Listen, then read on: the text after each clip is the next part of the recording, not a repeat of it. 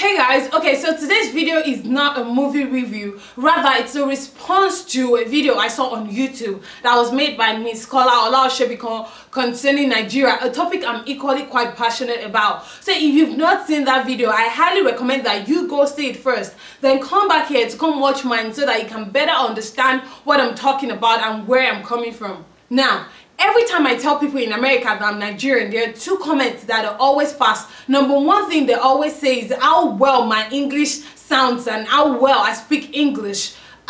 Despite the fact that I speak with a thick Nigerian Yoruba accent, they still love my English. I've never been made to feel like I needed to work at changing my Nigerian accent, or I needed to sound some else other than sounding like a Nigerian, you know. So for someone to feel compelled to work at their accent is beyond me. I don't understand why you would want to change your accent so that you can fit in America. I don't understand that. And then number two thing they always ask me is whether I'll be returning to Nigeria anytime soon, and I'm always like, yes, absolutely, of course I will return to Nigeria eventually. I mean, I have no reason not to return. If at all anything, I am required to return eventually. Miss Kola in her video addressed various reasons why she left Nigeria and why she feels she's not going to be returning to Nigeria. And while some of those reasons might be understandable and a result of our own personal opinion, which she's very much entitled to,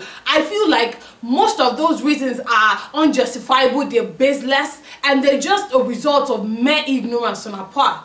Yes, Nigeria is all the problems that she listed and more. Bad infrastructure, bad leadership, bad politics, lack of good educational system, inadequate health system, insecurity. All those problems and many more are the problems that Nigeria is currently facing at the moment. But is leaving the problem, is leaving the solution, is leaving Nigeria and vowing never to return until things change for the better. Is that the solution to Nigeria's problem? I don't think so.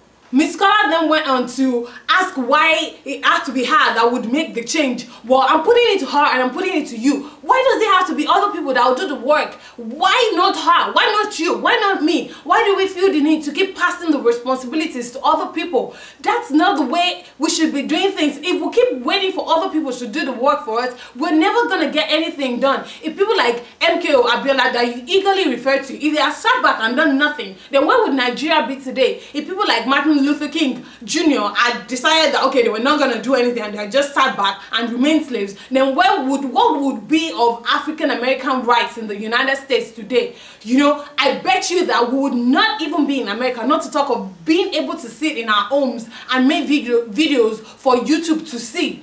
So why do we feel the need for others to do the work? Why can we not contribute our own personal quota to making Nigeria and the world a better place?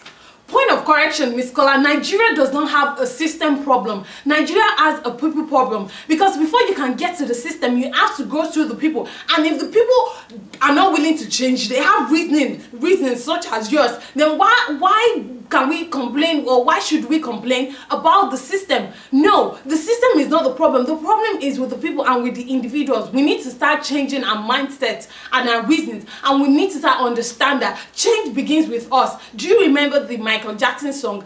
The change begins with the man in the mirror. It does not begin with other people doing the work for us. If we are not willing to change, then there is no change that will take place. We need to be able to contribute our quota and put the responsibility on ourselves to do the work. Furthermore, justice system is not even a quarter of the problem that Nigeria is facing. I've always said it, that Nigeria has electricity problem, and that is 50% of the problem that Nigeria is facing. Give Nigeria stable and consistent power supply and you would have solved 50% of Nigeria's problem. So justice system does not even begin to compare to other problems that Nigeria is facing right now. Miss Kola in her video also said that, you know, one of the reasons why she couldn't live in Nigeria was because she would not be able to help orphans, which was what she desired to do. Well, I don't understand that reasoning. I don't understand what school of thought that is, that, you know, if you live in Nigeria, you'll not be able to do that. What of the non-profit organizations in Nigeria that are doing exactly that? So what are they doing? Nonsense. You know, I believe Miss Kola is error of conclusion as pertaining to being able to help orphans while living in Nigeria, you can absolutely do that. I don't think there is anything stopping you. Half of Miss Scholar's entire video is exactly what the problem is with Nigeria. We need to begin to change our reasons, stop passing blames around, put responsibilities on ourselves, demand more of ourselves, and then we'll begin to seek the change that we desire. But if we keep sitting back and keep expecting other people to do the work, then nothing gonna happen. No, there is not going to be any change. The system is just going to remain stagnant, and we'll keep going round and round in circles. I personally do intend to return back to Nigeria eventually, but I cannot return to Nigeria the same way I left. You know, I have to return with substance. So that is why it's taking a lot more time. But whenever I do return to Nigeria, I will definitely contribute my quota. Now, if whatever I contribute is substantial enough to make a change on a massive scale, then praise Jesus and thank God for that. But if not, three things would have happened. Number one, I would have made a change. I would have made changes on a small scale. And number two, I would have contributed my own quota to Nigeria as a true Nigerian. And number three, I would have made Nigeria a better place for my children and the people coming behind my children, a better country to live in, a better state to live in. An apple can only fall so far from a tree. We are all, you know, as individuals, products of the society that we live in. So if we decide to start filling the minds of younger ones and people with opinions such as Miss Scholars, then how can we expect those people to grow up and want to change when we have sowed in their minds seeds that are not products of a good Nigeria? How can we expect the change to happen when we're not impacting the right knowledge in these younger ones? You know, if we live as people without hope, then we might as well be dead, because hope is what we live for, the hope and the belief that sometime soon Nigeria is going to take a turn for the best.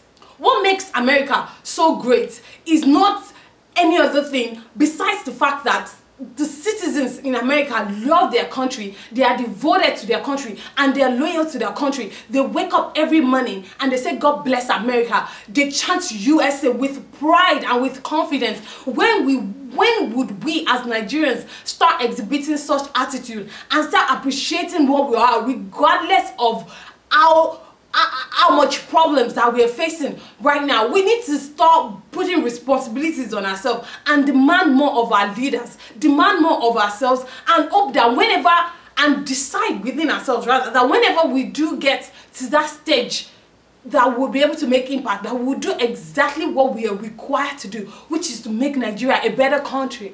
My Yoruba people always say something. They always say that Agbajo Lafin Stoya, and that means that united we stand, divided we fall. If we keep pushing responsibilities to other people, then we're very much divided and we will get nothing done, regardless of your location in the world, regardless of where you reside, regardless of what you do. There is no person that is too little to contribute to a better Nigeria. It takes you, it takes me, it takes all of us to make a better world. And equally, it will take you as a Nigerian, it will take me as a Nigerian to develop ourselves and to contribute our quota to make Nigeria a better country and to make the world a better place.